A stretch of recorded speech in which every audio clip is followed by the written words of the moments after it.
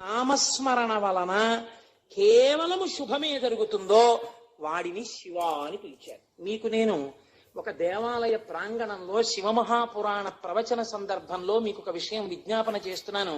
ఇది పరమ సత్యం. అబద్ధాలు చెప్పుకోవలసిన దౌర్భాగ్యం నాకు లేదు. బహుశా మా దొరగారికి ఒక్కరికి తెలిసేమో, ఆయన నాకు పేరు జ్ఞాపకంలో లేదు. ఈ ఊళ్ళోనే ఒక వ్యక్తి ఉండేవారు. ఆయన ఒకసారి నా దగ్గరికి వచ్చి, అంటే నా ఉద్దేశం ఇలాంటి బాధల్లో ఉన్న వాళ్ళందరినీ మా ఇంటికి వచ్చేసి నన్ను అడగమని కాదు. ఆయన ఒకసారి మా ఇంటికి వచ్చి, ఒక్కసారి మీకు నమస్కారం చేసి వెళ్ళిపోతానని చాలా వ్యగ్రతతో అన్నాడు. అంటే నేను ఆఫీస్కి వెళ్ళిపోతున్నానండి, టైం అయిపోతుంది, ఇప్పుడు నమస్కారం పెట్టి మాట్లాడడం ఎందుకు? అక్కర్లేదు, నేనేం మాట్లాడను, ఒకసారి నమస్కారం చేసి వెళ్ళిపోతాను. సరే చెయ్యండి, కానీ అది మీరు నమస్కారం చేస్తానన్నట్టు లేదు, ఒక్కసారి మిమ్మల్ని కొడతానన్నట్టుంది. ఎందుకంత భావన వ్యగ్రత అన్న అంటే, ఇవాళే నా జీవితానికి చిట్ట చివరి రోజు, నేను ఆత్మహత్య చేసుకోబోతున్నాను. నా మనస్సులో ఎప్పుడైనా శాంతి కలిగితే మీ ఉపన్యాసాల్లోనే కలిగేది. అందుకని మీకు ఒక్కసారి నమస్కారం చేసి ఆత్మహత్య చేసుకుందామని వచ్చాను. మీకు ఒక్కరికే చెప్తున్నాను, మీరు ఎవరికీ చెప్పకండి, సాయంకాలానికి నేను ఉండను.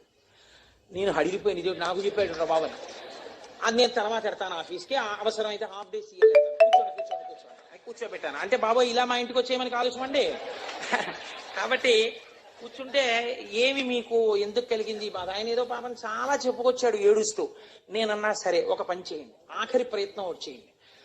మీరు దీక్షగా 42 రోజులు శివాలయానికి ఎవ్వరికీ చెప్పద్దు. ప్రదోష వేళలో వెళ్ళి శివ ప్రదక్షిణం చేసి మీరు ఏమీ చెప్పకండి. మీరు చెప్పగలిగినంతసేపు శివాలయం అరుగు మీద కూర్చుని శివ శివ శివ శివ శివ శివ ఇదొకటే. ఒక 42 రోజులు ఈ దరిద్రాన్ని, మీ కష్టాన్ని అనుభవించి చూడండి అన్నాడు. మీరు నమ్ముతారా? ఆ వ్యక్తి నా దగ్గరికి వచ్చి, నా జీవితంలో ఆశించని రీతిలో నా జీవితానికి ఒక కొత్త మలుపు తిరిగిందండి, నేను వరంగల్ వెళ్ళిపోతున్నాను, నేను సెటిల్ అయిపోతున్నానని చెప్పాడు. ఆ వ్యక్తే నాకు ఈ మధ్యనే మళ్ళీ ఫోన్ చేసి, కోటేశ్వరారు ఇప్పుడు నేను ఎంత ఆనందంగా ఉన్నాను అనండి, ఒక్కసారి మీరు ఏమైనా వరంగల్ వస్తారేమిటండి ఉపన్యాసాలకి, మీ దర్శనానికి వద్దాం అనుకుంటున్నాను, నేను కూడా కాకినాడ అన్నాడు. అయ్యా మీరు ఎప్పుడైనా కాకినాడ ఇప్పుడు అక్కర్లేదు, ఇప్పుడు తర్వాత వద్దురు కానీ, నేను వరంగల్ ఇప్పుడు మాత్రం రావట్లేదు, నేను వరంగల్ వస్తే చెప్తాను, అప్పుడు మీరు నా దగ్గరికి వద్దురు కానీ తప్పకుండా దర్శనానికి అన్నాడు. కళ్యాణి అందులో అంటారే, ఏతి జీవంతిమానందో నరం వర్ష శతాదపి అంటుంది సుందరకాండ. 100 ఏళ్ళు బతికిన వాడు శుభాన్ని చూస్తాడు. అందుకే తొందరపడి ఏదో సమస్య ఉందని ఆత్మహత్యలు చేసేసుకుంటాం, ఇలాంటి మాటలు అనకూడదు. కాబట్టి చూడండి, శివుడు ఉద్ధరించగలడు అనడానికి ప్రత్యక్ష ప్రమాణం మనకే ఉంది కదా.